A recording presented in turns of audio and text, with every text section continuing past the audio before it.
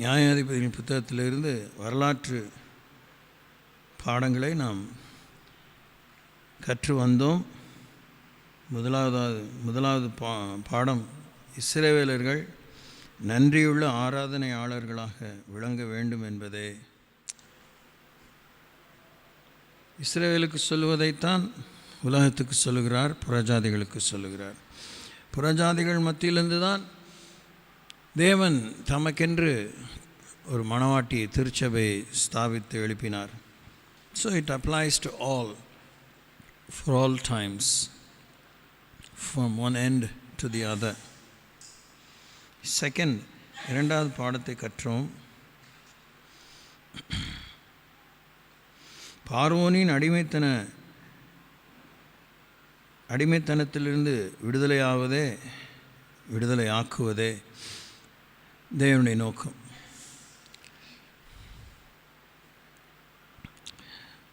இதெல்லாம் நீங்கள் கவனிச்சிருக்கீங்களான்னு எனக்கு தெரியல. நான் ஒரு முறை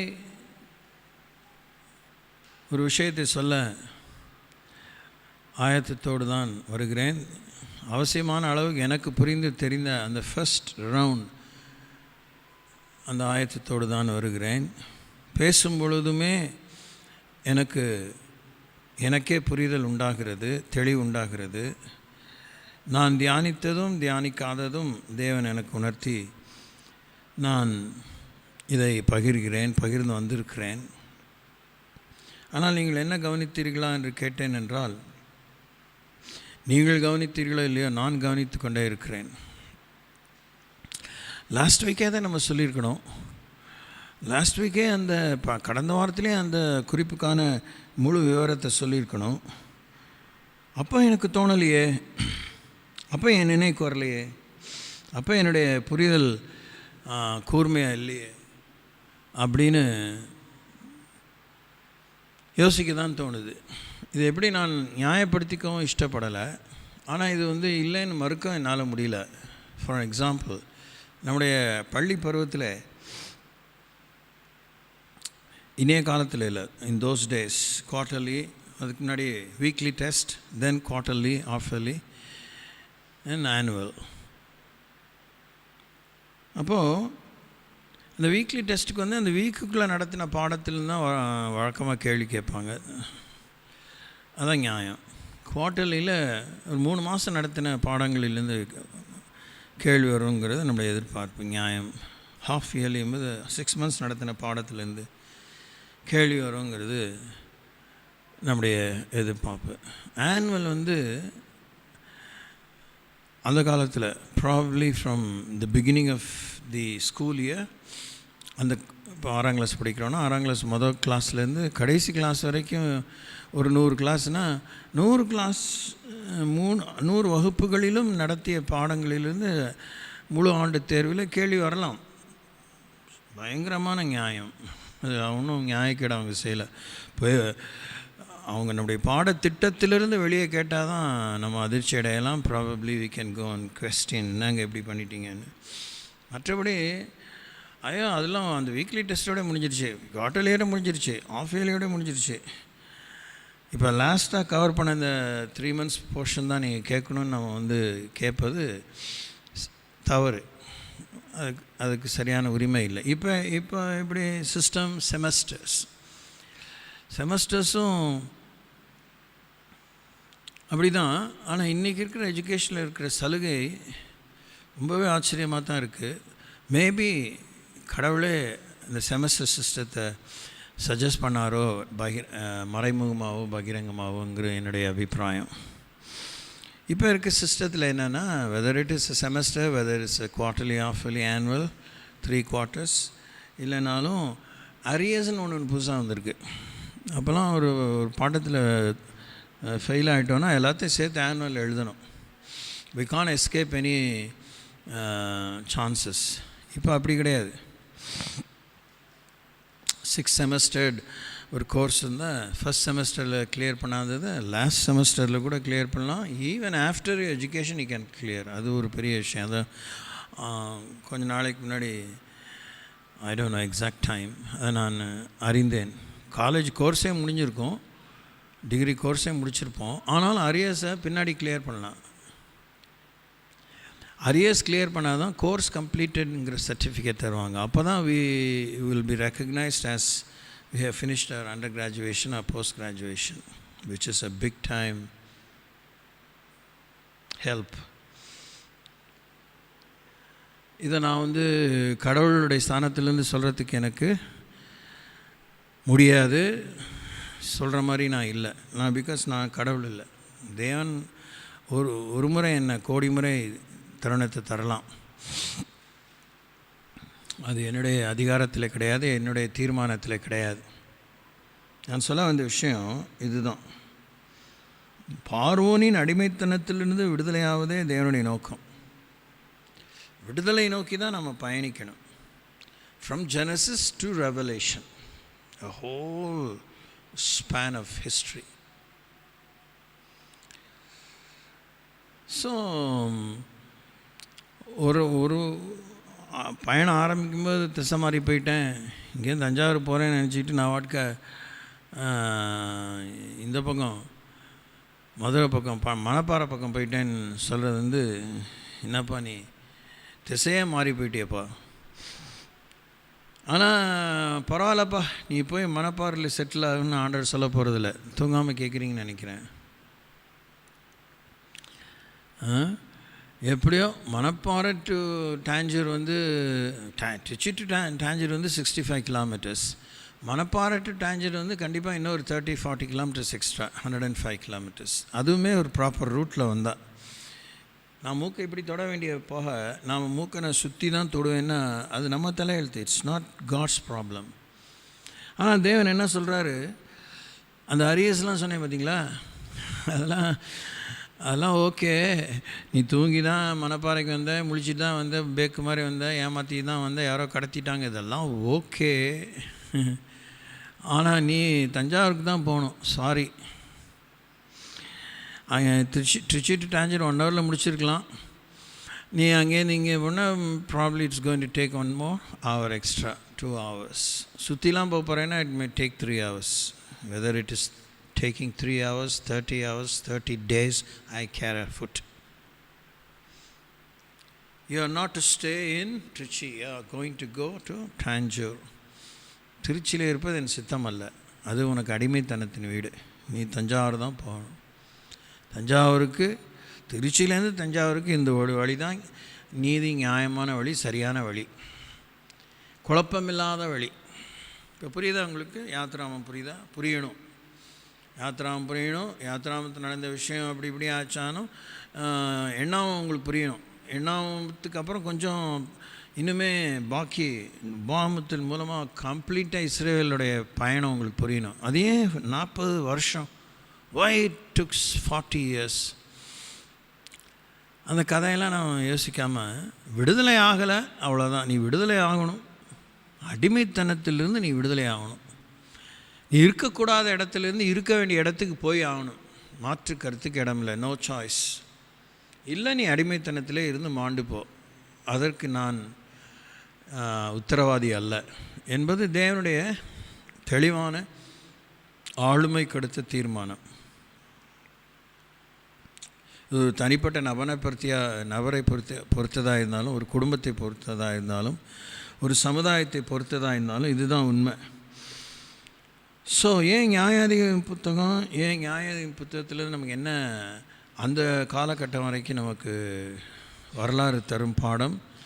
இன்னும் இஸ்ரேல் ஜனங்கள் அடிமைத்தனத்திலே தான் இருந்தாங்க. அடிக்கடி பின்மாற்றத்தில் இருந்திருக்கிறாங்க. அடிக்கடி அந்த பின்மாற்றத்துக்கு காரணம் முறுமுறுப்பு, நன்றிக்கேடு, விக்கிரக ஆராதனையுமே இல்லை. அப்படியே இருந்தாலும் அது விக்கிரக ஆராதனை. அது கடவுளையே கோவப்படுத்தக்கூடிய விதமான ஒரு போக்காக இருந்துச்சு. So they needed to go through this again and again and again and again. 3வது பாடம் நம்ம பார்த்தோம். இஸ்ரவேலர் கானானின் அதிபதிகளாக மாற வேண்டியதாக இருக்க அவர்கள் இன்னும் அடிமைத்தனத்தில் இருந்தார்கள். அவங்க தேவன் சுதந்திரிக்க சொன்ன அந்த கானானின் தேசங்களை, கானானின் பகுதிகள் முழுமையுமே, கானானின் தேசம் முழுவதையுமே, 12 கோத்திரத்துக்கும் 12 எல்லைகள், 12 டிரெக்ஷன்ஸ் வச்சுக்கலாம், பல 12 திசைகள் வச்சுக்கலாம், 8 திசைன்னு வச்சுக்கலாம், 4 திசை வச்சுக்கலாம். ஃபார் எக்ஸாம்பிள், ஆசரிப்பு கூடாரத்தை சுற்றி கிழக்கு மேற்கு வடக்கு தெற்கில் 3 கோத்திரங்களாக அவங்க பாளையம் இறங்கினார்கள். அதுபோல் கானான் முழுசையுமே வடக்கு மேற்கு தெற்கு கிழக்குன்னு வச்சுட்டா 3 கோத்திரங்களுக்கு ஆண்டவர் அந்த தேசத்தை பகிர்ந்து கொடுக்கத்தான் அவர் தீர்மானம் பண்ணினார். ஸோ அதற்காகத்தான் ஆண்டவர் அந்த கானானின் பயணத்தில் அவங்க பிரித்து கொடுத்த இடத்த அவங்க சுதந்திரித்து கொள்ள ரொம்ப ரொம்ப சட்டக்கட்டத்தனமாக இருந்தாங்க, ரொம்பவே சோம்பேறிகளாக இருந்தாங்க, ரொம்பவே கேர்லெஸ்ஸாக இருந்தாங்க, அழட்டிக்காமல் இருந்தாங்க, வேண்டாத விஷயங்களை தலை விட்டாங்க, கவனம் செலுத்தினாங்க. கடவுள் சொன்ன ஆலோசனைக்கு மேலே பெரிய மிஞ்சின நீதிமான்கள் ஞானிகள் நினச்சி நடந்ததுனால புசுக்கோண்டு சின்ன ஒன்றும் இல்லாத பசங்க, ஒன்றும் இல்லாத ஜாதி ஜனத்தின் மத்தியில் போய் அடிமைப்பட்டாங்க. அவங்கள உண்டு இல்லைன்னு ஆக்கி அவங்கள லபோதிவான் கத்தி ஆண்டவர் மறுபடியும் அவங்கள சிறையிருப்பு திருப்பி அப்புறம் எஸ்டாப்ளிஷ் பண்ண வேண்டியதாக இருந்துச்சு. அதாவது நமது ஆளுகை கீழாகத்தான் உலகம் பிசாசு மாம்சம் இருக்கணும். தேவதூதர்களே அதை பற்றிய ஃபுல் மிஸ்ட்ரி எனக்கு I just don't know. So நான் தேவையில்லாத வாயை விட்ட மாட்டிக்கு இஷ்டப்படல. ஆனால் தேவதூதர்கள் நான் விசாரி போனால் தட்ஸ் அ டிஃப்ரெண்ட் ரேஞ்ச். ஆனால் சாத்தானை நாம் நிச்சயமாக ஆளுகை செய்யணுங்கிறது மிக நிதர்சனமான உண்மை. சமாதானத்தின் தேவதாமே சாத்தானை சீக்கிரமாக உன் காலின் கீழ் நசுக்கி போடுவாராக சொல்லப்பட்டிருக்கு. So Satan is never expected to be above us. நமக்கு மேலே சாத்தான் இருக்கிறதுங்கிறது வாய்ப்பே இல்லை, இருக்கக்கூடாது, அது தேவனுடைய திட்டம் இல்லை. So we are called to be rulers of all the kingdom of the earth. பூமி சகலத்தையும் நீங்கள் பலுகி பெருகி பூமியை கீழ்ப்படுத்தி அதை ஆண்டு கொள்ளுங்கள் என்று சொல்லி ஆசீர்வதித்தான் ஆதியாகமத்தில் வாசிக்கிறோம். ஸோ ஆசைப்படுற விஷயங்கிறது இல்லை. ஜமீன்தாருக்கு நான் பிறந்தேன், இல்லை சக்கரவர்த்திக்கு பிறந்தேன், அதனால் I am a royal prince and royal பிரின்சஸ்ன்னு சொல்லிகிட்டு இருக்கிறதுல ஒன்றும் பிரயோஜனம் இல்லை. அதை பற்றி தான் கலாத்தியர் 4 அதிகாரம் முழுசும் ஆண்டவர் 2 அதிகாரத்தில் பவுலை கொண்டு சொல்கிறார் கலாத்திய சபைக்கு. ரோமருக்கு எழுதின 8ஆம் அதிகாரத்தில் சொல்கிறார். ஓகே, 4வது பாடம் என்ன கற்றுக்கிட்டோம்? அவங்க 7 முறை கர்த்தருடைய பார்வைக்கு பொல்லாப்பானதை செய்தார்கள். திரும்பியும் இந்த பொல்லாப்பு செய்கிற புத்தி இன்னும் நமக்குள்ளே இந்த இன்ஃபெக்ஷன் போகலை, அது போய்த்தான் ஆகணும். அது பழைய ஏற்பாட்டினுடைய வரையறை எவ்வளோதான் இருந்தாலும் கூட it was expected of them. நமக்கு வேற ஒரு ஏற்பாட்டில் இருக்கோம், புதிய ஏற்பாட்டில் இருக்கோம். நமது சரித்திரத்தின் மையநாயகனும் இஸ்ரேவேலின் மீட்பரும் இஸ்ரேல் ரட்சகரும் இஸ்ரேவேலின் மேசியாவும் இஸ்ரேல் ராஜாவுமான இயேசுவே நமக்கு மணவாளன் மீட்பரும் ஆண்டவரும் தலையும் எல்லாமே இருக்கிறார். நமக்கு எல்லாத்துக்கும் எல்லாமே இருக்கிறார். அது ரொம்ப பெரிய அந்தஸ்து, ரொம்ப பெரிய உபகாரம், பேருபகாரம். அப்போ நம்ம இஸ்ரேல் ஜனங்களை போல் நம்ம நடந்துக்கிறது இக்கலே மட்டமான ஒரு கேவலமான ஒரு வாழ்க்கையின் போக்கு. வழுவி போகிற இருதயமுடையெல்லாம் அவங்க இருந்தாங்க. we are not expected to be so. ஏன்னா நமக்கு அப்போ அவங்களுக்கு மீட்கும் பலி இன்னும் செலுத்தப்படவில்லை. நமக்கு மீட்கும் பலியான இயேசு பலியாகி கிருபாதார பலியாகி நமக்காக பரிந்துரைக்கும் ஒரு ஸ்தானத்திலிருந்து ஏற்கனவே பலியானது நிமித்தம் சிந்தப்பட்ட இரத்தத்தை ஏந்தி கொண்டு பரிந்துரைத்து கொண்டிருக்கும் பொழுது இந்த சரித்திர பாடத்தை நாம் இருக்கிற பலத்தோடு மாத்திரமல்ல, பலத்தை சேகரிச்சுக்கிட்டு பலத்தை கொஞ்சோண்டு கூட்டணும். we have to increase our strength. இல்லை முடியலன்னு சொல்லாமல் ஒரு 6 படி தேவைன்னா 4 படி 3 படி தான் இருக்குன்னா இன்னும் ஒரு படியாவது கூட்டி, நீ 6 படிக்கு இன்னும் 3 படி சேர்ந்து செய்யணும். ஆனால் நீ ஒரு படியாவது கூட்டி 4 மடங்கு ஒரு சக்தியோடு கூட செய். அதுதான் தேவன் எதிர்பார்க்குறாரு. அதுக்கு அவரே தான் அவைலபிளாக இருக்கிறாரு, அவரே தான் அபிஷேகமாக இருக்கிறாரு, அவரே தான் ஞானமாக இருக்கிறாரு, நீதியாக இருக்கிறாரு, மீட்பாக இருக்கிறாரு, பரிசுத்தமாக இருக்கிறாரு. எந்த ப்ரொவிஷனுமே பழைய ஏற்பாட்டு விசுவாசிகளுக்கு கிடையாது. இதெல்லாம் போதக வடிவிலே, போதக வார்த்தையின் நிலையிலே அறிவு குறிப்பாக நின்று போய் கொண்டே இருக்கிறது. we don't take effort. அதைத்தான் எபிரேயர் நிருபத்தில் வாசிக்கிறோம், நாம் இன்னும் ரத்தம் சிந்தப்படத்தக்கதாக பாவத்துக்கு விரோதமாக எதிர்த்து நிற்கவில்லையே. ஸோ 7 டைம்ஸுங்கிறத ஒரு சும்மா அந்த ஒரு புஸ்தகத்தில் மாத்திரம் நம்ம பார்க்குறோம். அப்படிங்கும்போது அவங்க முழுக்க அவங்க பழைய வாழ்க்கையை தான் ரொம்ப விரும்பியிருக்காங்க. திருட்டுத்தனமாகவோ பகிரங்கமாகவோ இல்லை சப்பையான காரணம், மொக்கையான காரணம், உதவாக்கரையான காரணம், எந்த விதத்தில் நியாயப்படுத்தாத காரணம். So that's a historical lesson. 5வது நாம் பார்த்தோம்,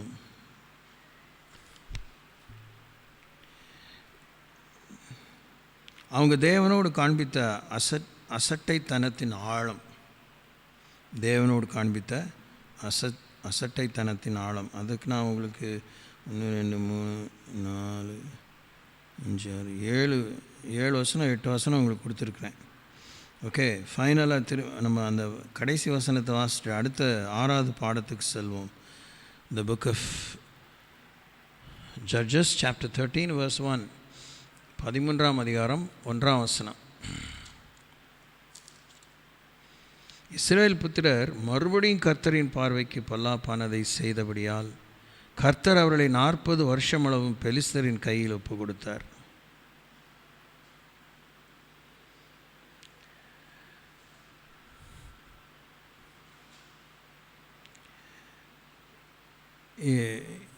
அதாவது ரொம்ப உணர்வுபூர்வமாக வாழ வாஞ்சிங்க. ஓகே, உண்மையோடு ஒரு தாகத்தோடு பசியோடு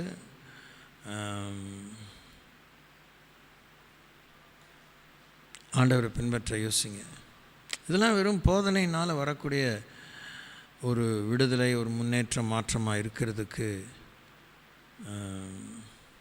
முழு வாய்ப்பில்லை. கொஞ்சம் வாய்ப்பு இருக்குது, முழு வாய்ப்பில்லை. Unless you desire. நீங்கள் விரும்பணும், நீங்கள் பேஷனேட்டாக இருக்கணும். அசட்டைத்தனங்கிறது அதுதான். கிடைச்ச வரைக்கும் லாபம், முடிஞ்சால் செய்யவே, முடியலன்னா முடியாது. அப்படி நம்ம இருக்கிறனால்தான் நம்மளை சுற்றி பகைஞர்கள் இந்தியாவை சுற்றி எக்கச்சக்கமாக திருட்டுத்தனமாக வாலாட்டுறாங்க. ஒன்று, இங்கே இருக்கிறங்கிறதும் பயங்கர துரோகிகளாக இருக்கிறதுனால, எல்லா லெவல்லையும் துரோகம் பண்ணுறதுனால, ஊழலும் துரோகத்தினாலே உண்டாகிற ஆக்கிரமிப்புகளும் இந்தியாவில் தொடருகிறது.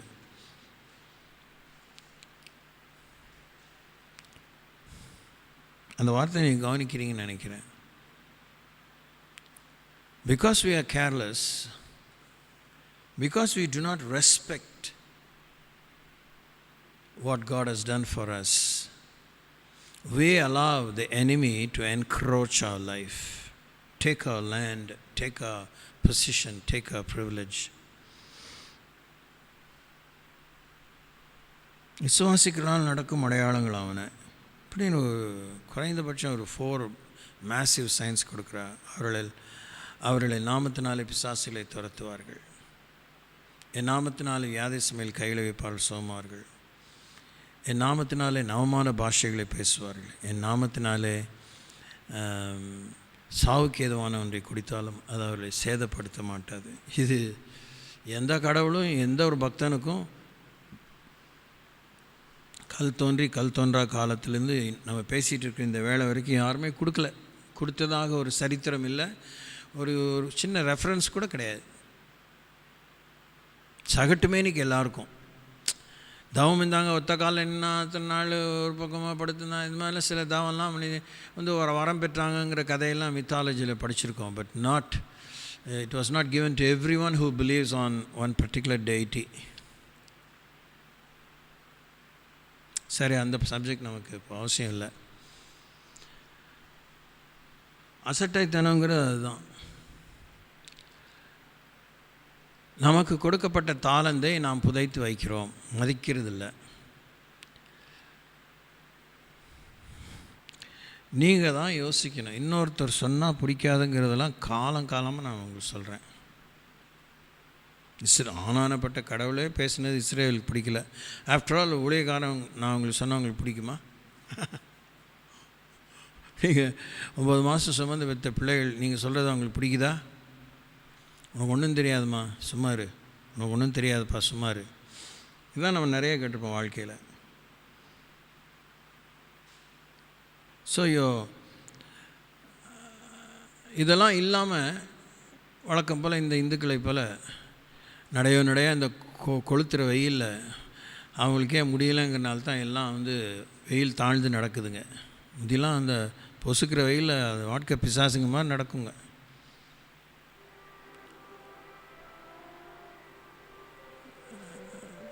நாம் தேவன் நமக்காக கல்வாரியில் எல்லாவற்றையும் சுமந்து தீர்த்தது நமக்கு ஆக்சுவலாக புரியவே இல்லைங்கிறது என்னுடைய அபிப்பிராயம். உங்களுக்கு இல்லை, எனக்குமே சரியாக புரியல.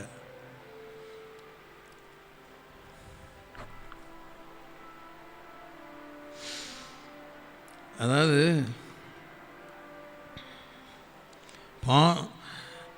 தப்பு பண்ணால் இல்லை என்ன உப்பு தின்னா தண்ணியை குடிக்கணும்னு சொல்கிற மாதிரி பாவம் பண்ணால் பாவத்தை அறிக்கை பண்ணி மன்னிப்பு கேட்குறது அவசியம். ரொம்ப கரெக்டான ஒரு காரியம். நாம் எப்போ பார்த்தாலும் நம்ம தாழ்த்தணுங்கிறதுக்காக நம்ம பாவம் பண்ணதாக கடவுள்கிட்ட சொல்கிறது பொய். அது ஒரு திருட்டுத்தனம். புரியுதா உங்களுக்கு? எந்த பொய்யும் சொல்லியிருக்க மாட்டோம், எதையும் திருடிக்க மாட்டோம், அதாவது வேண்டாத விஷயங்களை செஞ்சுருக்க மாட்டோம், யோசிச்சுக்க கூட மாட்டோம். பட் ஆனால் நீ எனக்கு முன்னாடி தாழ்மைப்படணும் அப்படிங்கும்போது தாழ்மைப்படுங்கிற வார்த்தை இல்லை, அப்படி இப்படி சொல்லுவாராக இருக்கும், உணர்த்துவார். இதை விட்டு கொடு, இதை கொடுத்துரு, இதை பிடிச்சிக்கோ, இதை தொடரு, இதை செய்யாத, இது உனக்கு வேணாம் அப்படிங்கும்போது நாம் கொதிக்கிறோம். இப்போ புதுசாக அதுதான் பாவமாகுது. இது வரைக்கும் அடுத்த பொருளை சுரண்டி இருக்க மாட்டோம். வேறு எந்த விதமான இந்த சன்மார்க்க வாழ்வுக்கு விரோதமாக இந்த ஒரு விஷயத்தையோ ஒரு கிரியையோ செஞ்சுருக்க மாட்டோம், யோசிச்சிருக்க மாட்டோம். But we will not want to obey. We will not want to listen to what God expects. So we are committing a fresh litigation. So அதுக்காக நம்ம ஆண்டுகிட்ட என்ன பண்ணுறோம்? பாவ மன்னிப்பு கேட்குறது கடவுள் விரும்பலை. சொன்னதை போய் பரவாயில்ல, அந்த 10 மணிக்கு செஞ்சுருக்கணும், அப்படியே ஆர்கி பண்ணி 3 மணி ஆயிடுச்சு மதியானம், 3 மணிக்காவது போய் செஞ்சு தொலை. ஆனால் 10 மணிக்கு செஞ்சுருந்தீங்கன்னா இட் ஹவ் பீன் ஒண்டர்ஃபுல். ஆனால் சில நேரத்தில் 3 மணிக்கு செய்கிறது வேஸ்ட்டாக கூட இருக்கலாம். ஆனால் கொடுத்துரு. நேரம் ஆயிடுச்சு நானே வச்சுக்கிறேன்னு சொல்லாத. இன்னொரு எக்ஸ்ட்ரா வேண்டாத புத்தி வேலை செய்யுது. புரியுதா உங்களுக்கு? தூங்குறீங்களா? எங்கே இருக்கிறீங்களா? போயிட்டீங்களா வீட்டுக்கு? சோத்திரம். ஸோ கவனிக்கிறீங்களா? தேவனை நம்ம எப்படி அசட்டை பண்ணுறோம்? How we disrespect God, how we would not want to prefer. அவரை முதன்மைப்படுத்த எப்படி நாம் ஆசைப்படுறோம். ஆசை நமக்கு என்ன தான் இல்லை, கண்டதை பற்றி ஆசை தான் இருக்குது. ஆனால் நம்ம முதன்மைப்படுத்த முடியாமல் போராடிட்டு இருக்கோம். சரி. ஸோ அந்த 2ஆம் அதிகாரம் 11ஆம் வசனம், 3ஆம் அதிகாரம் 7ஆம் வசனம், 12ஆம் வசனம், 4ஆம் அதிகாரம் 1ஆம் வசனம், 6ஆம் அதிகாரம் 1ஆம் வசனம், 10ஆம் அதிகாரம் 6ஆம் வசனம், 13ஆம் அதிகாரம் 1ஆம் வசனம், இத்தனை வசனம் சொல்லியிருக்கேன். தேவனோடு காண்பித்து நம்ம அசட்டைத்தனத்தின் போக்கை தேவன் சுளுக்கெடுத்து விடுறார். ஆண்டவர் திருப்பி அவங்கள சிறையிருப்புக்கு அனுப்புகிறார். தேவன் நம்மை நேசிக்கிறாரா? ரொம்பவே நேசிக்கிறார். அதனால்தான் நம்மளை இழந்து போகக்கூடாதுன்னு நமக்கு நேரடியாக அவர் சொல்கிற புத்தி வரல, சொந்த புத்தி வரல, சொல்கிற புத்தியும் வரல. அதனால தான் ஆண்டவர் சிறையிருப்புக்கு அனுப்புகிறாரு. அடிமைத்தனங்கிறது தேவனுடைய சித்தம் இல்லை, விடுதலை தான் தேவ சித்தம். ஆனால் விடுதலையில் நிலச்சிருக்க நமக்கு துப்பு இல்லை, வக்கில்லை, வழக்கு நிறைய இருக்குது, வக்கன வாயில் இருக்குது, வாழ்க்கையில் இருக்குது. அதனால் God sends us to bondages, captivities. Okay, 6th lesson இன்றைக்கி. எகிப்தின் பாடுகளில் அவரை தேடும்படி இஸ்ரேல் ஜனங்களை ஆண்டவர் பணித்தார். யாத்ரா 3ஆம் அதிகாரம் 9ஆம் வசனம். Book of Exodus chapter 3 verse 9.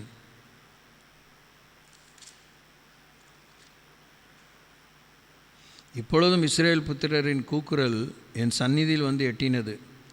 எகிப்தியர் அவர்களை ஒடுக்குகிற ஒடுக்குதலையும் கண்டேன். நீ இஸ்ரேல் புத்திரராக என் ஜனத்தை எகிப்திலிருந்து அழைத்து வரும்படி உன்னை பார்வோனிடத்திற்கு அனுப்புவேன். அங்கே ஒவ்வொரு முறையும் ஆண்டவர் அவங்கள சிறையிருப்புக்கு அனுப்பும்போது பெலிஸ்தர் கையில், மீதியானின் கையில், இன்னார் கையில், அன்னார் கையில் அனுப்பும்போது அவனுங்க வெண்டை கழட்டிட்டானுங்க. அப்போ லபோதிபான் கத்தி கத்தி அழுது முடியல, தாங்க முடியல, வாழ முடியல, வாழ்க்கை கசந்து போச்சுன்னு அழும்போது ஆண்டவர் ரட்சகர்களை எழுப்பினார். நியாயாதிபதிகளை எழுப்பி நியாயம் விசாரித்தார். அந்த நியாயாதிபதிகள் அவர்களுக்காக யுத்தம் பண்ணினார்கள்.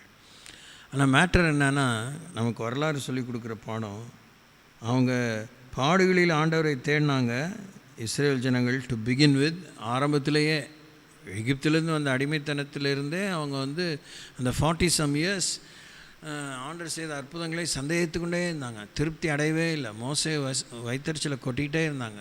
என்ன அளவுக்குன்னா அதை நியாயப்படுத்த முடியாது தான். தேவனுடைய எதிர்பார்ப்பு மோசேனத்தில் வித்தியாசமாக இருந்ததும் அது தனி ஒரு பெரிய ஒரு நியமமாக இருந்தாலும், ஒரு ஸ்டாண்டர்டாக இருந்தாலும், மோசே அது பொறுமை இழக்கும்படியாக இவங்க நடந்து கொண்டாங்கங்கிறதும் ஒரு உண்மை தான். ஆக ஆண்டவர் அவர்களை விடுதலை பண்ணினார். அந்த விடுதலை பயணம் அதுதானே நம்ம ஆசி பைபிளில் போட்டிருக்கு. யாத்திராங்கிறது விடுதலை பயணம். வண்டர்ஃபுல். விடுதலை பயணத்தில் அவங்க வில்லங்கமாக தான் நடந்துக்கிட்டாங்க. வில்லங்கமாக நடந்துட்டாங்க. ஒரு கட்டத்தில் அந்த பொன் கன்றுக்குட்டியை செஞ்சு அதுதான் எங்களை எகிப்திலேருந்து விடுதலை பண்ணிதுன்னு சொன்னாங்க. அது மாதிரி எவ்வளோ இருக்கும்ல, எவ்வளோ ஆண்டவர் சகிச்சுக்கிட்டாரா. அப்படியே மறந்து இதெல்லாம் அவருக்கு சூடு சொரணங்கிறதே இல்லாமல் உப்பு போட்டு திங்காதவர் போல் ஒரு மனுஷனாக இருந்தால் ஆண்டவர் அது போல தான் அதெல்லாம் மறந்து அவங்களை ஆசீர்வதிச்சிட்டே இருந்தார். விஷயம் என்னென்னா, கானானின் செழிப்பில் இஸ்ரேல் ஜனங்கள் அவரை விட்டு விட்டார்கள். எல்லாம் எவ்வளோ பொதிச்சாலும் கர்த்தர் வருகை பறைந்த நமக்குன்னு ஒரு சொந்த புத்தியும் வேணும், சொல்கிற புத்தியும் வேணும், ஒரு உண்மை வேணும், ஒரு உறுதி வேணும். இப்போ கூட அந்த பாட்டில் ஏதோ பாடும்போது சொல்லும்போது நாம தான் தீர்மானமாக வாழணும். உலகம் பிசாசு மாயிலேருந்து விடுதலை பெற நம்ம வாழணும்.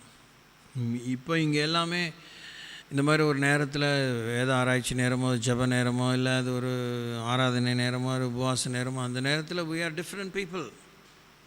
We are different people in different places. வெவ்வேறு இடத்துல நம்ம வெவ்வேறு மனுஷர்களாக இருக்கிறோம். அது எவ்வளோ பெரிய அனுதின ஒரு ராகம், தாளம், மெட்டு, அனுதின போக்கு இது தான். ஒவ்வொரு இடத்துல ஒவ்வொருத்தரோடு பழகும்போது ஒவ்வொரு மாதிரி இருக்கும். We are not equal with everyone, right? That's a mystery. ஒன்று சொல்லுவோம், we are not able to be so. அப்படி இருக்க முடியல, எல்லாரோடும் ஒன்றா பழக முடியல, எல்லாரோடும் ஒன்றா பேச முடியல, எல்லாரோடும் ஒன்றா யோசிக்க முடியல, எல்லாத்தோடும் ஒன்றா பகிர முடியலங்கிறது பெரிய பெரிய தத்துவம்லாம் பேசுவோம். நம்ம கையிலேயே 5 விரல் இருக்குது, 5 ஒன்றாவாக இருக்குது, 5 ஒரே சைஸாக இருக்குது அப்படிங்கிற மாதிரி கூட பிறந்ததுலாம் கூட 1008 டிஃப்ரென்ஸ் ஒப்பீனியன் இருக்கும். Over so many family issues or social issues or monetary issues, church issues, society, social issues, நிறைய விஷயங்கள் இருக்கும். நமக்கு செழிப்பு வந்தோடனே, நமக்குன்னு ஒரு ஸ்டேட்டஸ் வந்தோடனே கம்ப்ளீட்டாக நம்ம ஆண்டவரை மறந்துடுறோம். அது நம்ம கண்ணை பறிச்சிருது. இதில் தான் விடுதலை பார்க்கணும். உண்மையான விடுதலை இது தான். குமாரன் உங்களை விடுதலை ஆக்கினால் மெய்யாவே விடுதலை ஆயிருப்பீர்கள். பாவத்தின் விடுதலை ருசிப்பதென்றால் பாவத்திலிருந்தே விடுதலை ஆகணும். பாவ சுவாபத்திலேருந்து, பாவ விருப்பத்திலேருந்து, பாவ பிரசனத்திலேருந்து அவர் கடைசியில் விடுதலை செய்வார். அது ஒன்றுத்துக்கு தான் நம்ம தவிச்சிட்ருக்கோம், பிரசவ வேதனைப்பட்டுருக்கோம். அன்டில் சச் டைம் நாம் ரிலன்ட்லெஸ்ஸாக டே இன் அண்ட் டே அவுட் இந்த ஃபைட், இந்த யுத்தத்தை செஞ்சு தான் ஆகணும். இதை இஸ்ரேல் ஜனங்க செய்ய தவறிட்டாங்க. இன்னை வரைக்கும் அதை தான் தவறிட்டு இருக்காங்க. அவங்களுக்கு எவ்வளோ ஆல்டர்னேட்டிவ்ஸ் இருக்குது பாருங்கள். அறிவு மண்டை காயிற அளவுக்கு அறிவு இருக்குது. புதுசாக கண்டுபிடிக்கிறாங்க. இன்றைக்கி ஒரு இன்ட்ரெஸ்டிங்கான விஷயத்தை பைபிள் ஸ்டடிக்கு முன்னாடி பார்த்தேன். பல ஆவிக்குரிய பாடங்கள் மண்டையில் இடின்னு இடித்த மாதிரி இருந்துச்சு. ஆனால் அதுக்கு எவ்வளோ முயற்சி கொடுக்கணும். அந்த அவர் சொன்னது போல் ஃபோக்கஸ், ரிலன்ட்லெஸ் ஹார்ட் ஒர்க், அதெல்லாம் இருந்தால் இந்த குவாண்டம் ஏஐன்னு ஒன்று வந்துருச்சு ஆல்ரெடி, இட்ஸ் இன் ப்ளே. அது வந்து லார்ஜ் ஸ்கேலில் காமன் மேன் யூஸ் பண்ணுற அளவுக்கு இன்னும் அது வளர்ச்சி அடையலை, அல்ல விரிவடையலை, எல்லாருக்கும் பரவலை, எல்லாரும் அதை நாடவும் இல்லை. ஒன்று எல்லாருக்கும் அதில் இருக்கிறதான பாசிபிலிட்டிஸ் தெரியல. ரொம்ப ஆச்சரியமான ஒரு விஷயமாயிருந்துச்சு. இந்த விழுந்து போன உலகத்தில், விழுந்து போன அறிவுக்குள்ளாக இவ்வளோ ஒரு ஸ்கோப் இருக்கும்போது, அப்பழுக்கற்ற களங்கமில்லாத ஞானப்பால்னு பைபிள் சொல்லுது. களங்கமில்லாத ஞானப்பாலை குடித்து ஞானம் நமக்கு வந்துச்சுன்னா அந்த ஞானத்தை பிசாசு டச் பண்ண முடியுமா? பிசாசு புரிஞ்சிக்க முடியுமா? அப்போ நான் புரிஞ்சிக்கிட்டதா நினச்சிக்கிறது, களங்கம் முதல்ல இருக்கக்கூடாது. களங்கம் நம்ம வாழ்க்கையில் இருக்கும்போது அதே ஞானத்தை பற்றி யாக்கோபு சொல்லும்போது அது பேய்த்தனத்துக்கு அடுத்ததாக மாறிடுது, லௌகீக சம்பந்தமானதாக மாறிடுது. So you need to be very very very careful. நம்ம வந்து வளர்ச்சியை காண முதிர்ச்சியை அடைய சௌகரியங்கள் அடைய நாம் தேவனை தேடுறதை விட்டுறோம், பரிகாரிகளை தேடுறோம், எதையுமே தேடல. We want to stand on our own legs. Independent spirit வந்துடுது. எல்லா குப்பையோடும், எல்லா குழப்பத்தோடும், எல்லா விதமான நோய் நொடிகளோடும் நம்ம வாழ்ந்துட்டுருக்கோம்ல. அடிக்க நான் சொல்லப்போ சளியோடு வாழ கற்றுக்கிட்டோம். இப்படி நிறைய அடிக்கிட்டே போகலாம். அது ஒன்று தானா? நிறைய துர்புத்தியோடு, நிறைய வேண்டாத விஷயங்களோடு வாழ கற்றுக்கிட்டோம். வாழ்ந்துகிட்டே தான் இருக்கிறோம்.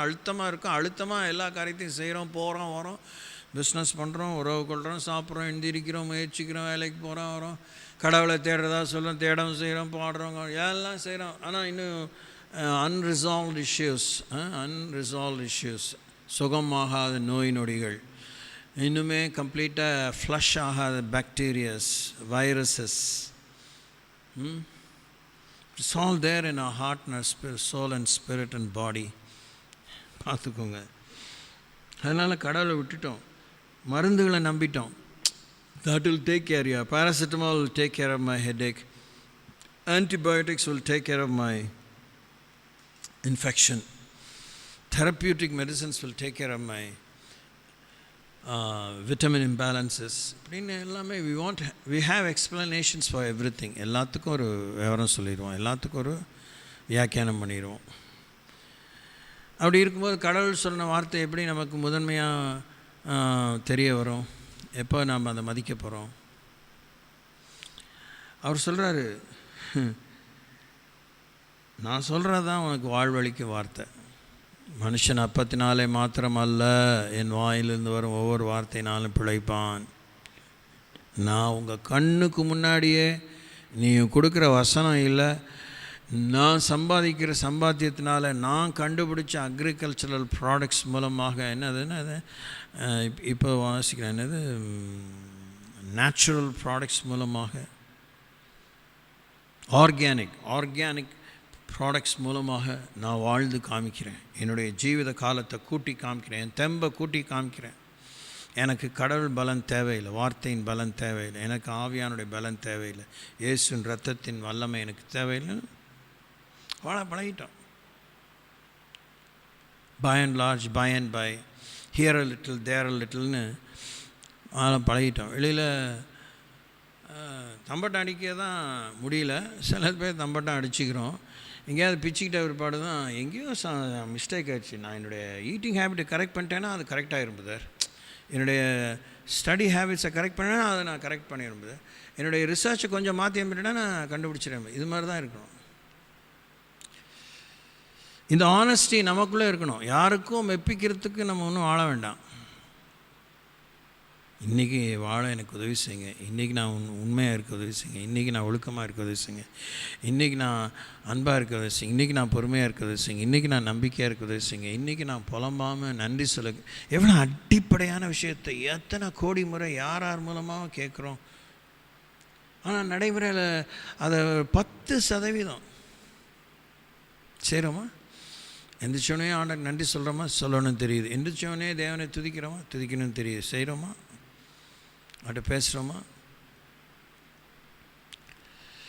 எல்லா வேலையும் முடிச்சுட்டு அவர்கிட்ட தான் பேசணும்னு நினச்சேன், அப்படியே தூங்கிட்டேன், அப்படியே டயர்டாகிடுச்சு. இது அந்த வேலை வந்துச்சு, இந்த வேலை வந்துச்சு, இந்த வந்துச்சு, இப்படியே ஆகிடுச்சு. இந்த மாதிரி சின்ன சின்ன ஸ்கிட்ஸ்லாம் கூட நீங்கள் பார்த்துருப்பீங்க இல்லையா? காத்தாலேருந்து சாமி பின்னாடி நாய் மாதிரி வர்றார். என்னம்மா எழும்புமா, உன் முகத்தை எனக்கு காமிம்மா, நான் உன்னை பார்க்கணுமா, நீ என்ன பாரும்மா, பேசுவோம்மா. ஆம்பளை பிள்ளையா பொம்பளை பிள்ளையா?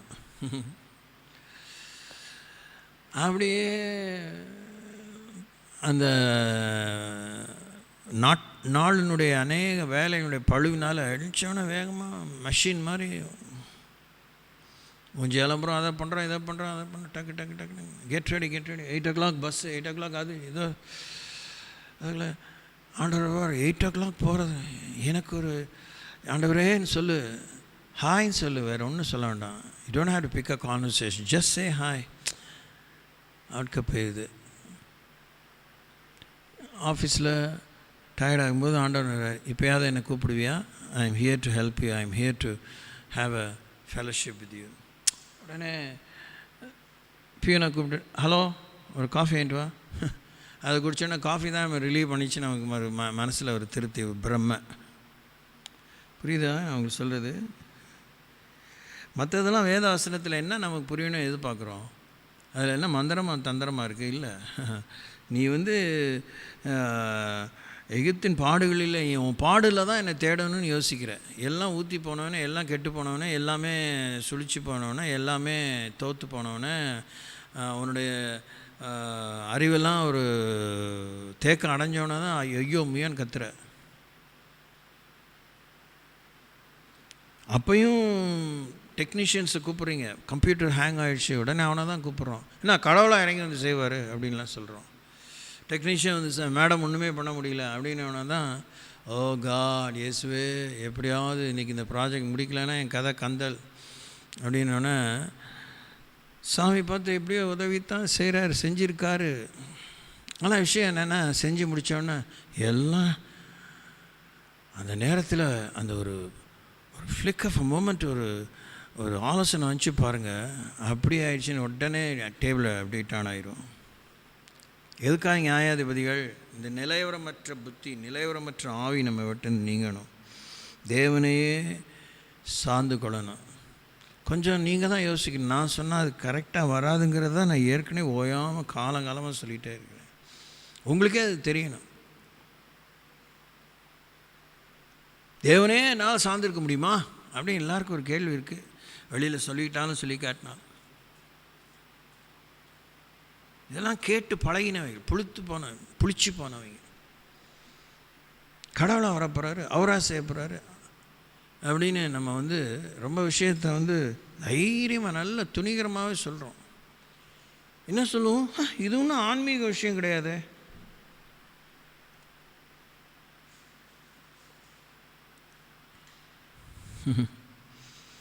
எங்கள் வீட்டில் கடவுள் மன்னிக்கிட்டோம், இது ரொம்ப வெரி இன்சஃபிஷியன்ட் எக்ஸாம்பிள். வேறு இது எனக்கு விளங்கிட்டதை சொல்கிறேன், விளங்க வைக்கிறதுக்காக இதை நான் சொல்லலை. எங்கள் வீட்டு தோட்டத்தில் கொஞ்சம் காலமாகவே விளைய வைங்க, இது விளையட்டும், இது ஏதாவது ஒரு விதத்தில் கொஞ்சம் நம்பிக்கை கொடுக்கட்டும், that I am growing, கொஞ்சம் வெயிட் பண்ணு, இந்த நெக்ஸ்ட் மந்த் ப்ராப்ளி இந்த next season I'm going to give சம்திங்கிற மாதிரி ஏதாவது சொல்லிட்டு இந்த செடியோ பேசுங்க சாமி, யூ டச் தட் சாயில் அப்படிலாம் யோசிச்சுப்பேன். ஒரு மாமரம் அந்த நர்சரியிலேருந்து வாங்கிட்டு வந்தேன், அந்த நரிமணம் இதுலேருந்து. அது 12 மாதமும் மாங்காய் விளையும், அந்த மாதிரி ஒரு மாமரம்.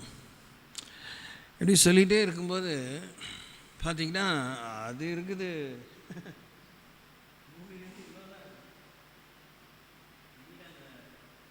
தோட்டத்தில்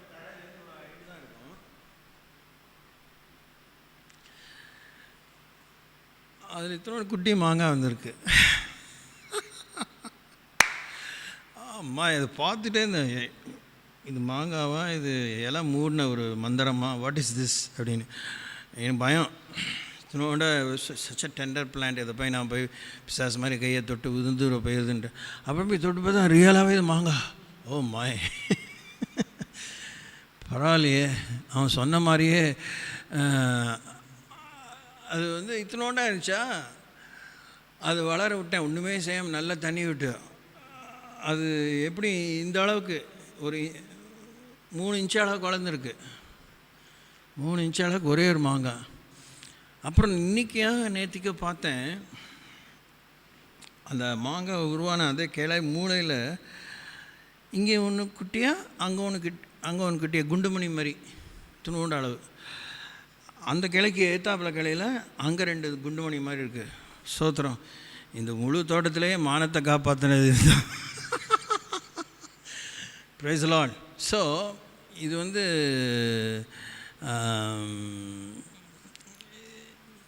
இதை நான் வந்து சொல்லி எதையும் நியாயப்படுத்திக்க இஷ்டப்படலை. அவங்க சொல்லும்போதே இது மெதுவாக தான் சார் வளரும். இது வந்து அது பக்கத்தில் இன்னொரு மாமரம் இருக்குது, அது கிட்டத்தட்ட ஒரு 8 அடி தாராளமாக வளர்ந்துருக்கும். அது இலை மாத்திரம் தான் விட்டுட்டுருக்கு. சரி, அதுக்கு காலம் வரும். ஓகே, ஸோ மரம் செடி கொடிகள் கூட வளர்கிறதுக்கு தேவனை தான் சார்ந்திருக்கு. Praise the Lord.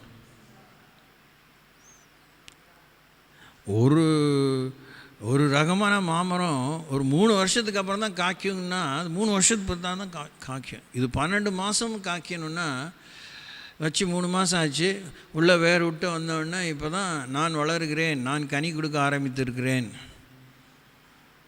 நான் கருப்பானாலும் அழகாக இருக்கேன், நான் குட்டையானாலும் இத்தனோண்டு மாங்காய் கொடுக்குறேன். திஸ் இஸ் கியூட்டில். அது மாதிரி தான் நம்ம அந்த இயற்கை தேவனை சார்ந்து இருக்கிறது. மரம் செடி கொடிகளுக்கு என்ன ஆவியாத்மா இருக்குது, I don't know, but it depends on God's principle. இதெல்லாம் தாண்டி நம்ம தான் உணரணுங்க. நம்ம தான் ரொம்ப சிருஷ்டிப்பிலே நம்ம தான் பெரிய பிரமாதமான சிருஷ்டிப்பின் சிகரம் நம்ம தான். இதில் நம்ம ரொம்ப ஜாக்கிரதையாக கவனமாக இருந்து வளரணும், ஆண்டவரோட ஒத்துழைக்கணும். ஸோ எகிப்தின் பாடுகளில் அவரை தேடுறதுங்கிறது அது ஒரு பாடம். ஆனால் ஆண்டவர் விடுதலை பண்ண ஒரு பாடு, நாய் வாழை நிமித்த ஆணை மட்டும் பாடுபட்டேன், திரும்பி சுருண்ட வாள் இல்லை நிமித்தின வாள் சுருண்டுக்கக்கூடாது. 7வது பாடம், தேவன் அருளும் ஆசீர்கள் ஒருபோதும் தேவனுக்கு வேதனை உருவாக்க காரணமாக கூடாது. பயங்கரமான பாடம். தேவன் அருளும் ஆசீர்வாதங்கள் ஒருபோதும் தேவனுக்கு வேதனையை உருவாக்க காரணமாக கூடாது. இது வந்து நம்ம ரட்சிக்கப்பட்ட காலத்திலேருந்தே நம்ம வாழ்வில் தொடர்ற ஒரு பெரிய ஸ்டாண்டிங் கம்ப்ளைண்ட். ப்ராபப்ளி 10 இயர்ஸ்னால் ஒரு 2 இயர்ஸ் கூட குறைச்சிக்கலாமே. 8 இயர்ஸாக தேவன் நமக்கு கொடுக்கும் ஆசீர்வாதத்தை அவருக்கே வேதனை உண்டாக்குற அளவுக்கு நம்ம நன்றி கேட்டோடு வாழ்கிறோம். புலம்பலோடு, துரோகத்தோடு, பொய் பித்தலாற்றத்தோடு, மாய்மாலத்தோடு, வேஷத்தோடு, உள்ளொன்று வைத்து புறமொன்று பேசுகிற பழக்கத்தோடு. We cause more pain to God rather than joy. We don't bring joy to God. இது ஆத்மாதான், இதெல்லாம் ஒரு பக்கம்லாம் முழு புருஷன் சோத்தில் மறைக்க முடியாது இருந்தால் கூட ஆண்டோடைய உள்ளத்துக்கு என்ன தான் சந்தோஷம் கொண்டு வந்தோம் யோசிச்சு பாருங்கள். லீவ் அலோன் ஒரு ஆத்மா ஆதாயம் பண்ணி சீஷனாக்கி செய்கிறது தான் ஒரு பெரிய உச்சமான விஷயம்.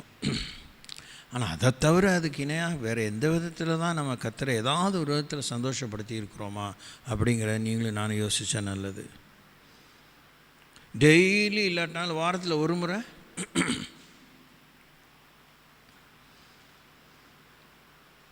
இப்போ தான் எங்கள் வீட்டில் எங்கள் அம்மா வழியில் கடைசி அந்த வம்சாவளியிலே கடைசியாக இருந்த எங்கள் சித்தி இறந்தாங்க. அதுக்கு போக முடியல. அதுக்கு என்னது துக்க நிவர்த்தி வச்சாங்க. அதுக்கு என் தங்கச்சி 2 தங்கச்சி போயிட்டு வந்துச்சுங்க. அவன் வந்து இப்படியே தான் உருகிதான் எல்லாம் ரைட்டு தான், எல்லா விஷயத்துக்கும் நான் வந்ததில்லை, எனக்கு கடவுளும் வேலையும் தான் முக்கியம். நீங்கள் அவருக்கு வேலை செய்கிற நாளில் தான் நீங்கள் வைக்கிறீங்க, உங்களை நான் சொல்லி குத்தம் இல்லை, என்ன நீங்கள் குத்தம் சொல்லாதீங்க. எனக்கு வர முடியாது, எனக்கும் உங்களுக்கும் இன்னும் ஆகாது அப்படின்னு நான் ஒரு காலம் யோசித்ததில்லை. எனக்கு இப்போயும் உங்களோட என்ன சண்டை இல்லை, வருத்தம் இல்லை, எதுவும் இல்லை, எந்த உரம் இல்லை, வர முடியாது. ஐ cannot கம். அதனால் நான் அவங்கள அவமதிக்கிறேன்னு சொல்ல முடியாது. அது நான் வந்து எக்ஸ்பிளைன் பண்ண இஷ்டமும் படலை. எனக்கு பதில் அவங்க வராங்களே, சாரி அப்படின்ட்டேன். அப்புறம் இதுக்கு போயிட்டு வந்தோன்னே பேசினார் எங்கள் சித்தி பையன். அவன் சொல்கிறான், வாரத்தில் பைபிள்லாம் வாசிக்கிறான், கொஞ்சம் லைஃப்லலாம் கொஞ்சம் மாற்றம்லாம் இருக்குது அப்படின்ட்டு எல்லாம் சொல்லிவிட்டு, வாரத்தில்டா இவ்வளோண்டுடா, அவ்வளோதான்டா நான் குடிப்பேன், அவ்வளோதான் எவ்வளோதான் நீ எனக்கு பாட்டிலாக ஊற்றி கொடுத்தாலும் that peg only I take. you know what, I'm not able to come out of that அப்படின்னா. அதாவது நீ வந்து நல்ல ஒரு விருந்து இலையில் எல்லா ஐட்டம் வச்சுட்டு ஒரு பக்கத்தில் நரகலை வச்ச மாதிரி பேசுகிற, நீ உனக்கு சொன்னாலே சங்கடமாக இருக்கும், அப்படி பேசுகிற. அதை சொன்னால் அவன் மூஞ்சி இப்போ வீடியோவில் பார்த்தா சுளிக்குமே. நீ சொல்கிறது ரைட்டு தான், இழுக்காத, தப்பு தான், கொஞ்சம் செஞ்சாலும் தப்பு தான், கொஞ்சம் விஷம்தான், 1 லிட்டர் விஷம்தான், வேண்டாம். அதுவும் புத்தியை தாறுமாறாக்கும். பாரு, நீயே சொல்கிற நான் அதுக்கு அடிமையாகிட்டேன்னு சொல்கிற. ஆஃப்டர் ஆல் ஒரு 100 ml ஆர் என்னமோ 150 mlக்கு நீ வந்து you have become a slave.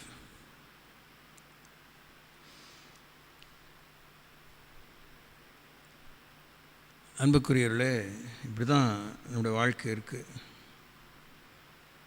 தேவன் கொடுத்த ஆசீர்வாதங்களை நாம் அவருக்கே வேதனை உண்டாக்கக்கூடிய அளவுக்கு அவர்கிட்ட போய் கேவலமாக பேசுகிறோம். நான் இப்படி தான் ஆரம்பத்தில் ரட்சிக்கப்படும் போது அப்படி தான் யோசித்தேன், அப்படி தான் பேசினேன். சாமி எனக்கு வந்து சரியாக பதில் கொடுக்கல, ஆனால் நறுக்கி விட்டார் சூப்பராக. இப்போ விடுதலையாகி இந்த உண்மையை நான் புரிஞ்சுட்டு வாழ்கிறதுக்கு உதவி செஞ்சுட்டே இருக்கார். அவர் உதவி இல்லாமலாம் நிற்க முடியாது, அவர் உதவி வேணும். நாம் அடைந்தாயிற்று அல்லது முற்றிலும் தேறினவர்களானோம் என்று ஒன்றும் சொல்கிறதுக்கு இல்லை. படித்து முடிச்சிட்டோன்னுங்கிற இது வந்து படிப்பு இல்லை. படிப்பு வந்து காலம் தான் படிச்சுட்டே இருக்கணும். அது யூனிவர்சிட்டியில் படித்தா தான் படிப்புன்னு இல்லை, வாழ்க்கை படிப்பினை கொடுத்துட்டே இருக்குது. பாடங்களை கற்றுக்கொண்டே இருக்க வேண்டும், முயற்சி செய்து கொண்டே இருக்க வேண்டும். இடத்துல போய் சேரும் வரைக்கும் நாம் பரிசுத்தம் அடைந்து கொண்டே இருக்க வேண்டும், சுத்திகரிக்கப்பட்டு கொண்டே இருக்க வேண்டும். நம்ம கொடுத்த ஆசீர்வாதத்துக்கு அளவாவது அவருக்கு நாம் நன்றியாக இருக்கணும், சந்தோஷத்தை கொண்டு வரணும்.